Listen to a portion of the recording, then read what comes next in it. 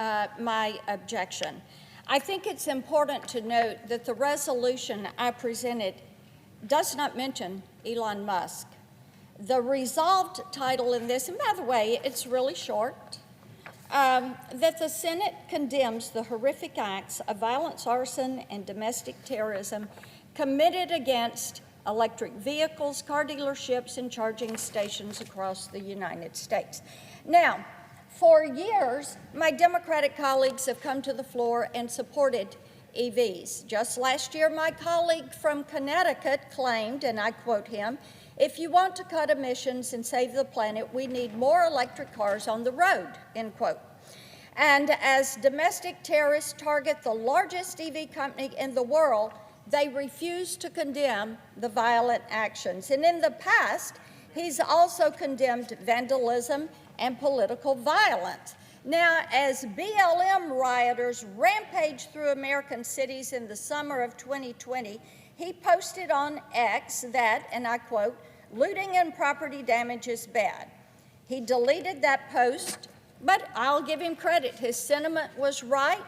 And after an assassin's bullet almost took the life of then-President Trump, he said, and I'm quoting, "There is no room in America for political violence." He was right on that quote. And as we see a wave of political violence in our country today, Democrats should have no problem condemning it. Now, to the resolution from my colleague in Washington, I find it interesting that they want to talk about lawlessness. For years, they've pushed policies that weaken law enforcement and promote crime. As BLM rioters rampaged through Seattle in 2020, my colleague called on the Department of Homeland Security to remove federal agents from the city who were trying to quell the unrest. The U.S. Senate should be able to stand up to violence and support law and order. And today, they are stopping us from doing that. And when it comes to pardons, I think we should talk about pardons.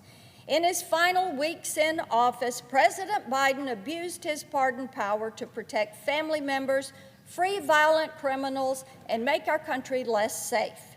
For years, President Biden claimed he would not pardon his son, Hunter. Yet, in December, Biden gave him an unconditional pardon for any federal crimes he may have committed over the course of a decade. Such an abuse of presidential pardon power has never happened in our nation's history. Just months before, Hunter had been convicted of federal gun crimes and tax offenses totaling $1.4 million. At the same time, evidence continued to mount that Hunter sold access to his father in foreign countries, including China and Russia. This was a multi-million-dollar influence peddling scheme and a Biden family affair. That's why just minutes before leaving office, the former president also pardoned his siblings and their spouses. They joined more than 8,000 people who received pardons and commutations from Joe Biden, including many violent criminals and murderers.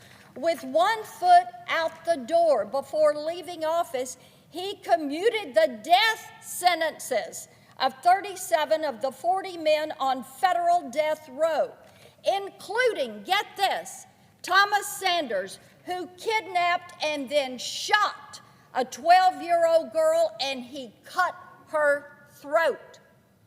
That's who Joe Biden decided to commute a sentence on.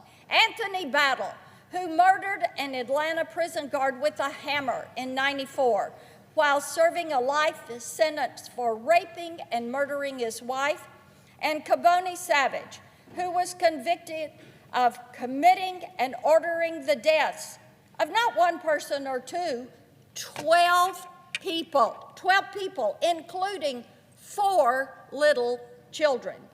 If we should be condemning any pardons, we should start with violent criminals. To be clear, Senate Republicans strongly oppose any violence, especially toward our nation's brave law enforcement. Our resolution states that all acts of violence are entirely unacceptable in the United States. I would encourage my colleagues to join me in passing this resolution. Instead, they've decided to play games with a sham counter resolution. Mr. President. I recognize